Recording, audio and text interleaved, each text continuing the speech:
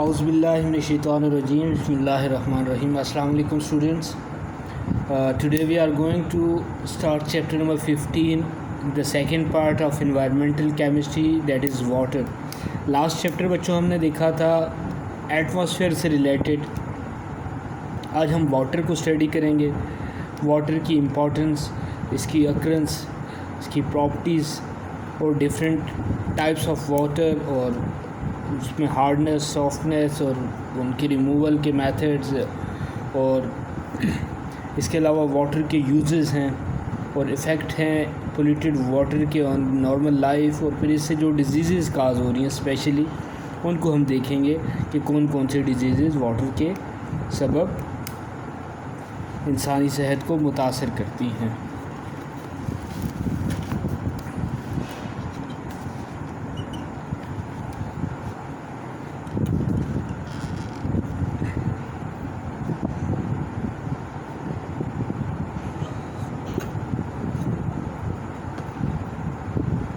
सबसे पहले स्टूडेंट्स हम प्रॉपर्टीज़ ऑफ वाटर देखेंगे. अब आपको पता है कि वाटर जो पानी है आपके पास ज़मीन पर, वो सबसे इम्पॉर्टेंट आपका एक सब्सटेंस है और ये सबसे ज़्यादा अमाउंट में यहाँ मौजूद है. It is estimated that total amount of water present on earth is about 1.33 million cubic kilometre, which is nearly 71 kilometre of the earth crust. कितना एस्टिमेट दिया जाता है? 1.33 मिलियन क्यूबिक किलोमीटर, और ये आपकी जो अर्थ क्रस्ट है उसका 71% बनता है, मतलब 100 में से. अच्छा, वाटर की जब इस प्रेजेंस से आप देख सकते हैं कि वाटर तो बहुत ज़्यादा है, लेकिन उसके बावजूद आप एक क्वेश्चन हर जगह आप सुनते हैं कि पानी की किल्लत है जी, पानी पीने को नहीं है. तो ये थोड़ा सा यहाँ ला के डिफरेंट हो जाती है चीज़ कि यार इतना ज़्यादा 71% अर्थ क्रस्ट पे आप कहते हैं कि उसका पानी है और पीने के लिए लोगों को मुयस्सर नहीं है. तो इसमें जो आपको पीने के लिए है, जो आपका फ्रेश वाटर है, वो कितना ओनली 3% है जो आपके ड्रिंकिंग पर्पज़ के लिए यूज़ हो सकता है. Even this small percentage of water is not evenly distributed. अब क्या है कि ये अब 3% है, लेकिन वो क्या इक्वली डिस्ट्रीब्यूटेड नहीं है. उसमें कहीं पर बहुत ज़्यादा और कहीं पे ना होने के बराबर है. फ्रेश वाटर बाज़ जगहों पे बहुत है, बाज़ जगहों पे ना होने के बराबर है. अच्छा, और ये जो फ्रेश वाटर है इसका आपके पास of fresh water 69% resides in of glacier, 30% underground and less than 1% is located in lakes, rivers and swamps. अब इसका भी जो आपके पास 69 मतलब 70% ही आप कह रहे हैं ग्लेशियर से है, 30% जो अंडरग्राउंड वाटर है और 1% जो आपके रिवर्स और लेक्स वगैरह का आता है. उसके बाद sea water contain large amount of dissolve salt. इसीलिए आप कहते हैं कि जो समंदर का पानी है वो पीने के लिए फ़िट नहीं है. उसकी रीज़न्स क्या होती हैं कि उसके अंदर बड़ी अमाउंट में सॉल्ट डिज़ोल्व हुए होते हैं. Sodium chloride is most abundant salt in sea water, और इसकी प्रेजेंस कितनी होती है स्टूडेंट? 3.4% वाटर में. इसी वजह से ये इंसान के लिए अनफिट है. ग्राफ आप देख सकते हैं मैप पे. 79% आपके पास ओशन वाटर है, रिवर, लेक्स, ग्राउंड वाटर जो आपके पास वो 1% से लेस है, और पोलर आइस या ग्लेशियर का वो कितना आपके पास बनता है? 2%.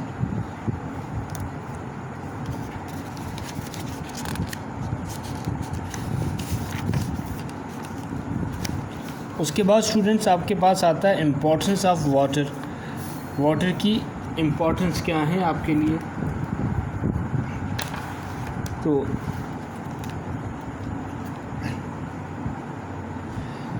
Earth is the only planet in the solar system that contain water. Means कि इसके अलावा किसी भी आपके प्लैनेट पर वाटर नहीं पाया जाएगा. All living things need water for their survival. You can live without water, without food for 3 to 4 weeks. अगर आपको खाने को कुछ नहीं मिल सकता तो 3 से 4 वीक में आप इतना सर्वाइव कर सकते हैं कम से कम। लेकिन अगर आपको पानी नहीं मिला तो मैक्सिमम आप 4 डेज़ तक सर्वाइव कर सकते हैं, मैक्सिमम 4। और body work can not work without water just as a car without gas. जैसे कि आपकी गाड़ी को गैस की ज़रूरत है, फ्यूल की ज़रूरत है, इसी तरह से आपकी बॉडी को वर्किंग के लिए किसकी ज़रूरत है? पानी की। उसके बाद वाटर का एक और फंक्शन है स्टूडेंट के in fact all cells and organ function in our body depends on water. आपका जितना भी बॉडी के अंदर ऑर्गन सिस्टम है, जितने भी ऑर्गन्स हैं, उनका फंक्शन है वो किस पर डिपेंड करता है? वाटर पर। अब वो कैसे डिपेंड करता है? It serve as lubricant in digestion and joints. Digestion में वो क्या करता है? लुब्रिकेंट के तौर पर, और जो आपके जॉइंट्स हैं, जोड़, वहाँ पर लुब्रिकेंट के तौर पर एक्ट करता है। इसके अलावा सलाइवा में ये किस तरह फैसिलिटेट करता है? आपकी चीविंग और स्वेलिंग में। वाटर आल्सो रेगुलेट्स और बॉडी टेम्परेचर थ्रू रेस्पिरेशन। उसके बाद water is crucial for sustaining the reaction that keep us alive. For instance, digestion, distribution of food through blood, removal of waste matter from the body. ये सारे process हैं, ये water के उस पर maintain होते हैं। अगर यहाँ पर कहीं डिस्टर्बेंस आ जाती है तो इंसान की ज़िंदगी को ख़तरा लाहक हो जाता है। It cools automobiles engines, nuclear power plants, steel mills, parts of heavy machinery in industrial unit. It provides means of transportation on earth surface. Farmer need large amount of water. ज़ाहिर है आपको पता है कि आपकी जितनी भी क्रॉप्स कल्टीवेशन होती है, क्रॉप्स की ग्रोइंग होती है, तो उसके लिए आपको क्या पानी की ज़रूरत होती है। वेजिटेबल फ्रूट वगैरह की ग्रोथ के लिए आपको पानी की ज़रूरत है। We need water for drinking, cooking, cleaning. It is used as for the generation or generating electricity. ये सारे इम्पोर्टेंस आपने देख लिए कि वाटर की क्या अहमियत है। आप बिजली बनाने के लिए आपके डोमेस्टिक यूज़ में आता है, आपकी जो एग्रीकल्चर है उसमें इसका बहुत इम्पोर्टेंट रोल है, आपकी जो मशीनरी है उसमें इसका बहुत इम्पोर्टेंट रोल है। इसके अलावा जो आपकी बॉडी के अंदर डिफरेंट प्रोसेस रन हो रहे हैं, उन सब में वाटर का क्रूशियल और इम्पोर्टेंट रोल है। आप ये कह सकते हैं कि विदाउट वाटर ये सारे प्रोसेस रन होने डिफ़िकल्ट हैं। उसके बाद हम प्रॉपर्टीज़ ऑफ वाटर देखेंगे students. Water is the only substance that exist in 3 state. ज़ाहिर है सॉलिड, लिक्विड, गैस में इसके अलावा कोई और चीज़ नहीं पाई जाती, सिर्फ वाटर आपको मिलता है। साफ़ पानी आपके पास होता है, ये बिल्कुल शफाफ होता है, कोई कलर नहीं होता, कोई इसका ऑर्डर नहीं होता, टेस्ट नहीं होता। बॉइलिंग पॉइंट इसका 100 सेंटीग्रेड है और फ्रीज़ कहाँ पर होता है? 0 सेंटीग्रेड पर, सी लेवल पर। एल्टीट्यूड के साथ ये वेरिएट करती हैं चीज़ें। Density of most of the solid and liquid generally decrease on heating and increase on cooling. Solids की आपको क्या बता रहा है कि डेंसिटी जो है, अगर आप उसको हीट करते हैं तो डेंसिटी डिक्रीज़ करती है, और अगर उसको आप कूल करते हैं तो इंक्रीज़ करती है। लेकिन water however shows the strange behaviour in this regards. Water में क्या होता है? On cooling it contract up to 4 centigrade. At this temperature its density become maximum. On other further cooling water expand, hence its density decrease. Means कि 4 centigrade से ज़्यादा जब आप इसको कूल करेंगे तो इसमें तो कंट्रैक्शन आ जाएगी, ये डिक्रीज़ होगी। So water expand when freezes, because of this ice float on the top of water. ये आपका एक क्वेश्चन भी है कि why ice float on the top of water और लेग्स। उसके बाद the consequences of this strange behaviours are means for life on earth. Ice form on the surface of lakes only and insulate the lower layer of the water. This enable fish and other aquatic organisms to survive in winter. सर्दियों के मौसम में ऊपर आपके पास क्या है? बर्फ़ की तह होती है, नीचे जो आपके पास एक्वेटिक या मेरीन लाइफ है वो सर्वाइव करती है, यही उसकी रीज़न है। उसके बाद water has high heat capacity, so much heat is required to rise the temperature of 1 gram of water by 1 centigrade. Conversely, much heat is given by water for even a small drop in temperature. The vast amount of water on the earth thus act as giant heat reservoir to moderate daily temperature variation. For this reason, water is an excellent cooler in industries.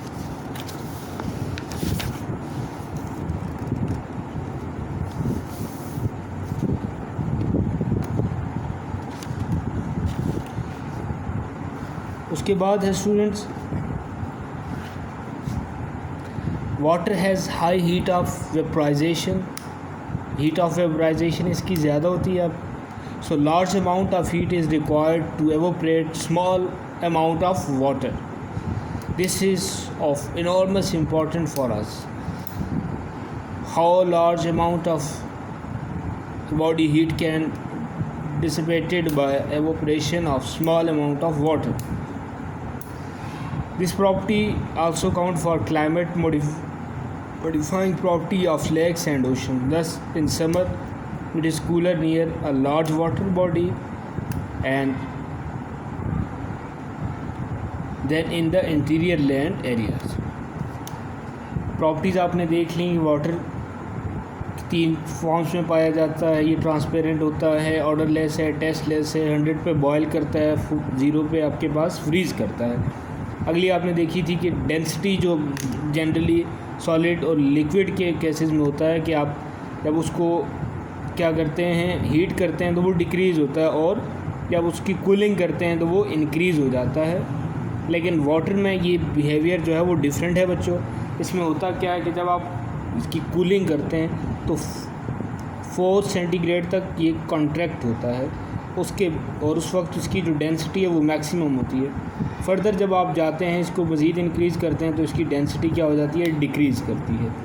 यही phenomena है water का, water के ऊपर ice के float करने का। और यही फिनोमेना है कि जो विंटर सीज़न होता है, जब टेम्परेचर लो होता है तो पानी के ऊपर वाली तय वहाँ पर बर्फ़ जमी होती है और एक्वेटिक लाइफ अंदर ज़िंदा होती है, वो सर्वाइव करती है अंदर। नेक्स्ट हम स्टूडेंट्स वाटर की कंपोजिशन देखेंगे। तो वाटर का फार्मूला आपके पास H2O है।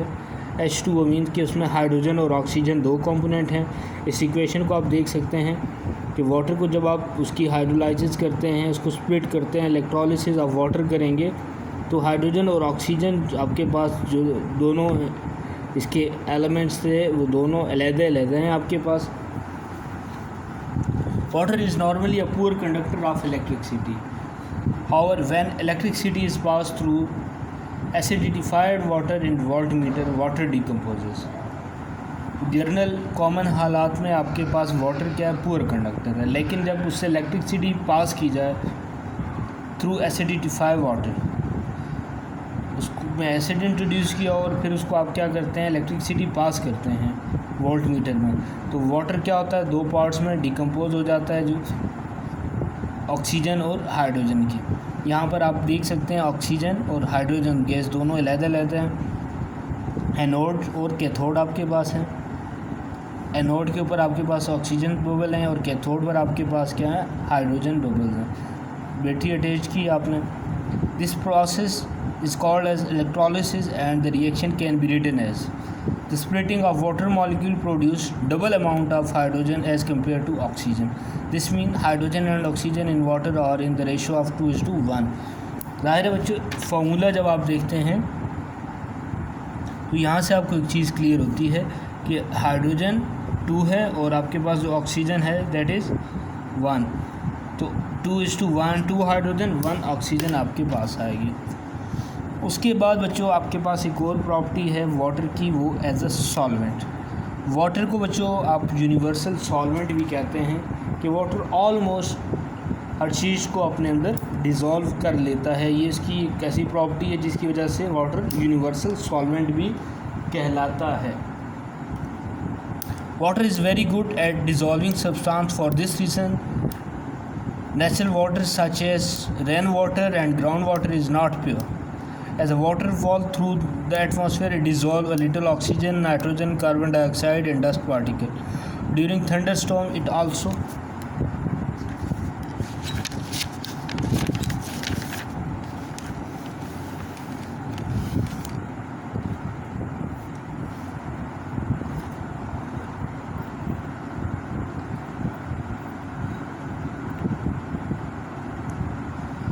During thunderstorms, it also dissolves nitric acid.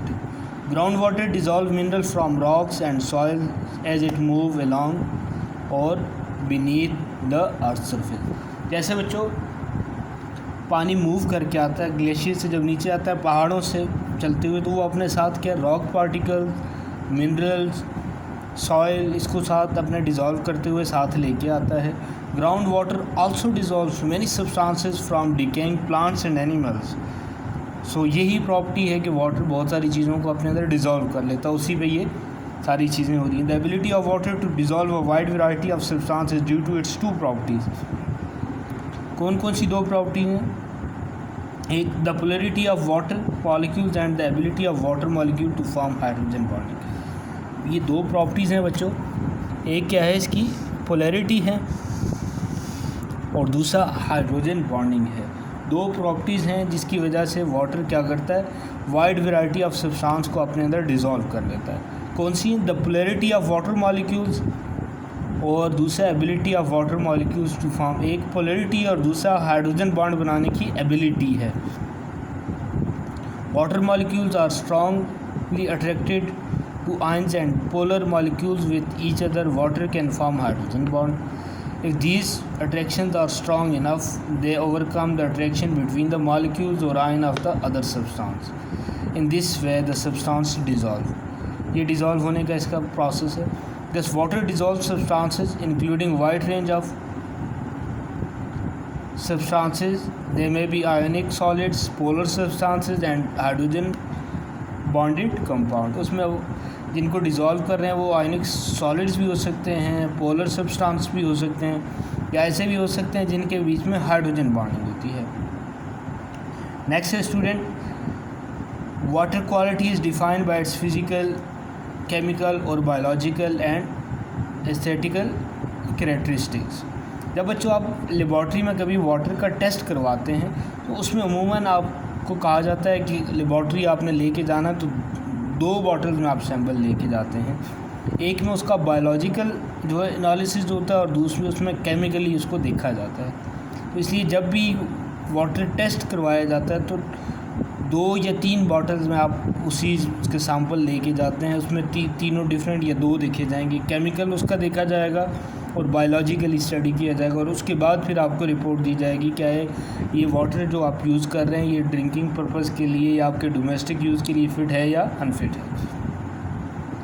A healthy environment is one in which water quality support community of organism and protect public health. If water quality is not maintain, not only environment will suffer but the commercial and the recreational values of our water resources will also diminish. Many of our uses depend on water quality which is suitable for drinking, washing, irrigation, fishing and recreation. Thank you.